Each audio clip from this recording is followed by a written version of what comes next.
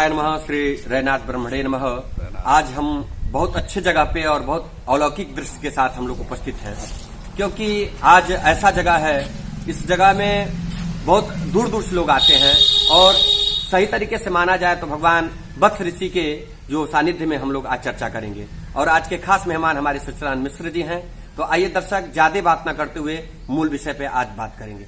जैसे कि मकान जब हम निर्माण करते हैं तो मकान निर्माण में हमें आज जानकारी करनी चाहिए कि किन दिशा में क्या क्या होनी चाहिए, जिससे हम वास्तु दोष से बच सकते हैं।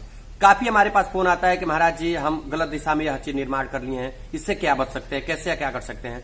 तो हम इस चीज को गलतियां न करके और हमें जानकारी करनी चाहिए कि हमें क्या क्या दिशा में क्या होनी चाहिए। जैसे आज हमारे श्री मिश्रा जी बताएंगे कि किस दिशा में क्या होनी चाहिए, या जैसे कि ईशान कोण में क्या होनी चाहिए, आप बताएंगे। आपके दर्शकों को मेरा सादर प्रणाम है जी। और ये बहुत ही वाजिब प्रश्न है। जब भी हम भवन निर्माण करते हैं तो हमें इस बात की चिंता होती है जी जी कि किस दिशा में क्या निर्माण करें जिससे हमारा भविष्य का जीवन सुखमय रहे, जी जी, हमारे गृह में शांति रहे और हमारे जीवन का उत्तरोत्तर उत्थान और विकास हो। इस क्रम में ईशान कोण जो है सबसे महत्वपूर्ण है जी। इसलिए कि ईशान भगवान शिव का नाम है। जी जी। ईशान भगवान शिव को कहते हैं और ईशान कोण जो है देवताओं का और कोण है। भगवान ईशान जो है उस कोण के देवता हैं जी। और वो सभी देवताओं के देवता हैं, महादेव हैं। इसलिए उस कोण पे भगवान की पूजा होनी चाहिए, देवताओं की आराधना होनी चाहिए। अतिथिगण भी हमारे जो हैं, कहा गया है कि अतिथि देवो भव, तो अतिथि कक्ष का निर्माण वहाँ हो सकता है, या अतिथियों के आने पर वहाँ उस जगह का उनके सत्कार के लिए उपयोग हो सकता है। वहाँ पूजा गृह हो सकता है, पुस्तकालय हो सकता है जी जी। और जल क्षेत्र भी उसको माना जाता है। जी, वहाँ पर जल भूमि से जल का निष्कासन हो सकता है जी।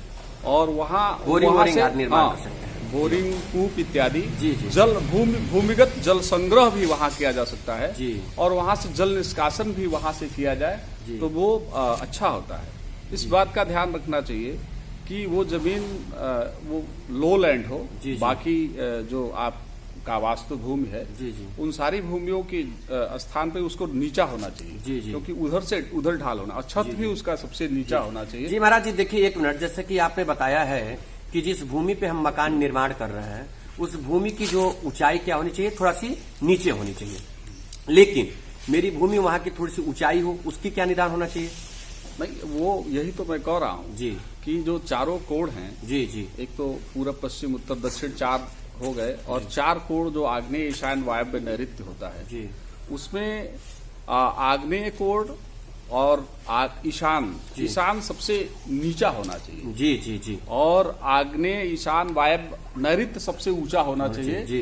ये जो आग्नेय है जी और ईशान के बाद जो है वायव्य, ये दोनों सम हो, बराबर होनी चाहिए, बराबर हो लगभग। लेकिन आग्नेय ईशान वायव्य नैऋत्य ऊंचा हो और ईशान सबसे नीचे हो, थोड़ा सा, ज्यादा नहीं। जी जी। और इसी क्रम में हमारा छत भी होना चाहिए। जी जी। अगर इसके विपरीत होता है तो वास्तु में ऐसा माना जाता है कि ये क्षति पहुंचाता है और ऐसा देखने में भी आता है। जी जी। देखिए बहुत अच्छी बात आपने बताया कि ईशान कोण में सर्वप्रथम पूजन का स्थल होना चाहिए।